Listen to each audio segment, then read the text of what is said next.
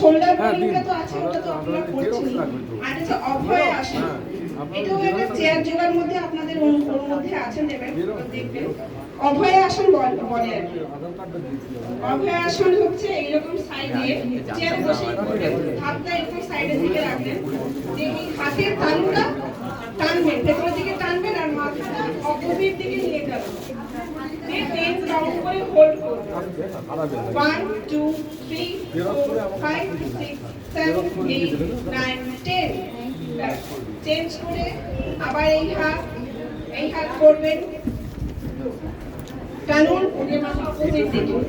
1 2 3 4 5 6 7 8 9 10। Stop.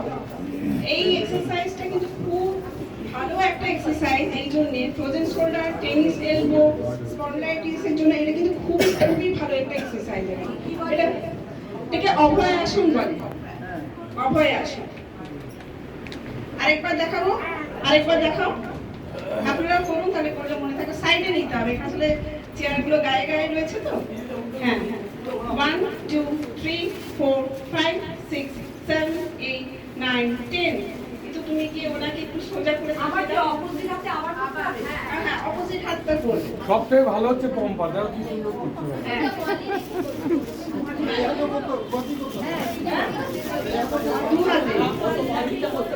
1 2 3 4 5 6 7 8 9 10। তাহলে আমরা ঘাড়ের স্পন্ডাইটিসের জন্য কিছু এক্সারসাইজ দেখালাম, তারপরে হাঁটুর জন্য কিছু দেখিয়েছি, ফ্রোজেন শোল্ডার, টেনিস এলবোর জন্য। আচ্ছা, এটা কিসের জন্য আগেরটা করলেন একটু বলুন। ফ্রোজেন শোল্ডার, স্পন্ডাইটিস এবং টেনিস এলবো, এই এক্সারসাইজ এগুলোর জন্য কিন্তু এই এক্সারসাইজটা ভেরি ইউজফুল একটা এক্সারসাইজ। কিন্তু হ্যাঁ, এটা কারা করবেন না এটাও আমি বলে দিই।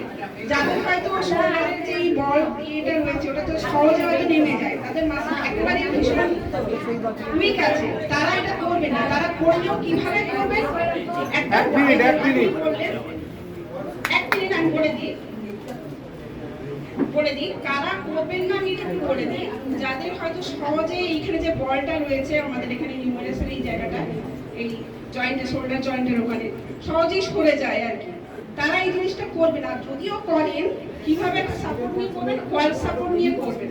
এই যে দেখাচ্ছে দেখুন, একটা ওয়ালের সাপোর্ট নিয়ে হালকা করে প্রেস করে মাথাটা অপোজিট দিকে ঘোরাবেন, তাহলে হয়ে গেল।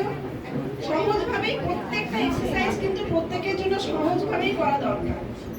খুব বেশি যে আমরা খুব বেশি একদম টেনে হিচড়ে করবো, তাহলে আমার উপকারে বিশাল কিছু লেগে যাচ্ছে, এই পা তুলে ফোল্ড করে মাথা নিচু করে বাউ করে একদম দরকার নেই, এগুলো কিছু করারই দরকার নেই।